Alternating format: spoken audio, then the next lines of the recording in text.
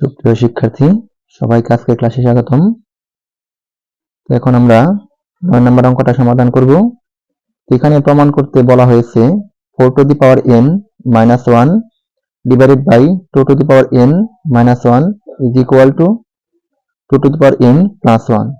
যেহেতু প্রমাণ করতে বলছি, আমরা লেফট হ্যান্ড সাইড বা বাম পক্ষ লিখে কাজ করব।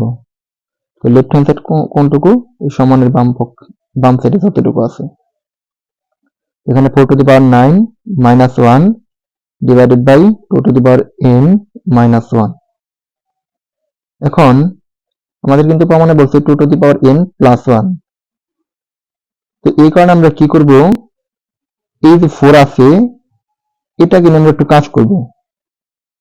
এখন 4 কে আমরা যদি 2 স্কয়ার লিখি কোনো কিন্তু অসুবিধা নেই। আর উপরে পাওয়ার হিসেবে ছিল n minus 1, আর নিচেরটা যা ছিল সেটা আমরা রেখে দিই। এখন একটা সূত্র আমাদের মনে রাখতে হবে,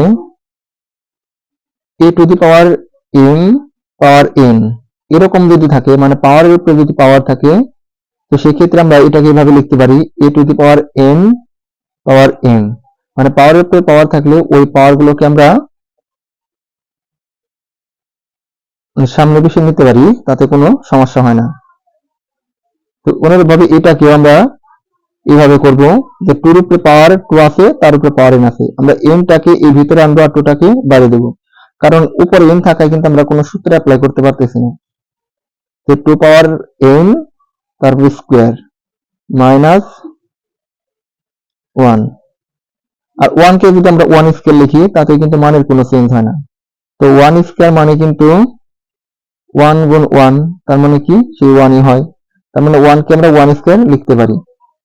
আর নিচে ছিল 2 পাওয়ার n মাইনাস 1। এখন এটাকে আমরা a বিবেচনা করি আর এটাকে b। এখন একটা সূত্র আছে a square minus b square, একটা সূত্র আছে a plus b into a minus b।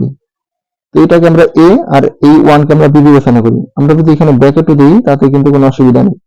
তো ব্র্যাকেটের ভিতরটুকুকে আমরা a বিবেচনা করি, a square minus b square, সূত্র কি a প্লাস b। তো a মানে 2 পাওয়ার n, এই যে a প্লাস b, b মানে কত 1, তো a plus b into a minus b, a মানে তো 2 পাওয়ার n মাইনাস b, b মানে কত 1, আর নিচে ছিল কি 2 পাওয়ার n মাইনাস 1।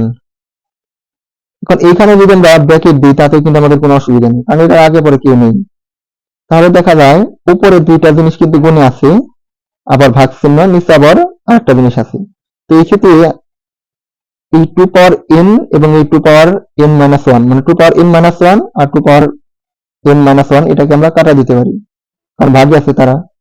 কিন্তু এখানে যদি প্লাস চিহ্ন থাকতো তাহলে কিন্তু এই দুটাকে আমরা কাটা দিতে পারতাম না, গুণে আছে বিধায় কিন্তু কাটা দিতে পারতেছি, আর মাঝখানে ভাগ চিহ্ন আছে। তো ফাইনালি আমাদের এখানে কি রয়ে গেল, 2 পাওয়ার n প্লাস 1। এটা কিন্তু আমাদের প্রমাণ করতে বলছে। তো এটা কোন সাইড ছিল? এটা যেহেতু সমানের ডানে ছিল, এটা হচ্ছে ডান পক্ষ, ইংলিশে লিখলে সেটা রাইট হ্যান্ড সাইড। আমরা কি লিখতে পারি? সুতরাং left hand side is equal to right hand side.